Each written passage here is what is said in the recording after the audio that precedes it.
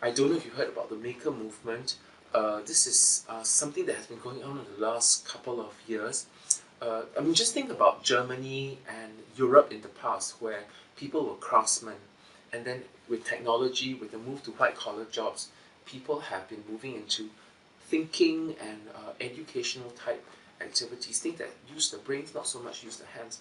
Now, it's not to say that people who are craftsmen are not using their hands, but the maker movement is something that has been embraced by universities of late because uh, we realize that people need to sometimes create and innovate in order to do things that they need to do. For example, I'll give you an example.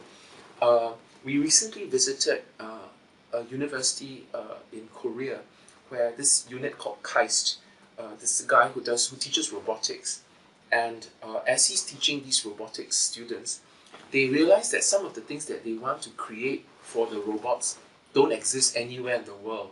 So using CNC cutters or laser cutters, 3D printers, they create these things themselves, very unique things that are customized for the robots they're trying to build.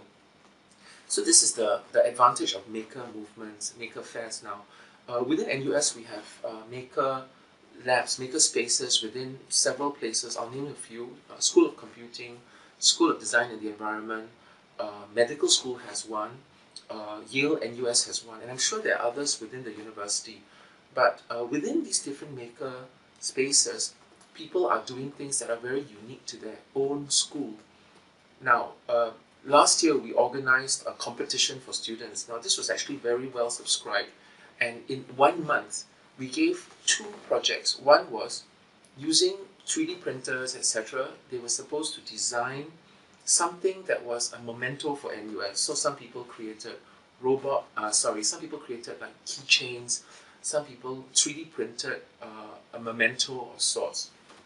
The other component of this competition, the other aspect of this competition was getting them to use robots to do something for the elderly. So we had, this was run by the computing school, and Dr. Su Yan Jen was the lead on this. And using Lego kits, the students created the most amazing robots that were used to help the elderly, folding clothes, a robot that could mop the floor. There was one that helped them to pick up things off the floor if they are using a walking stick.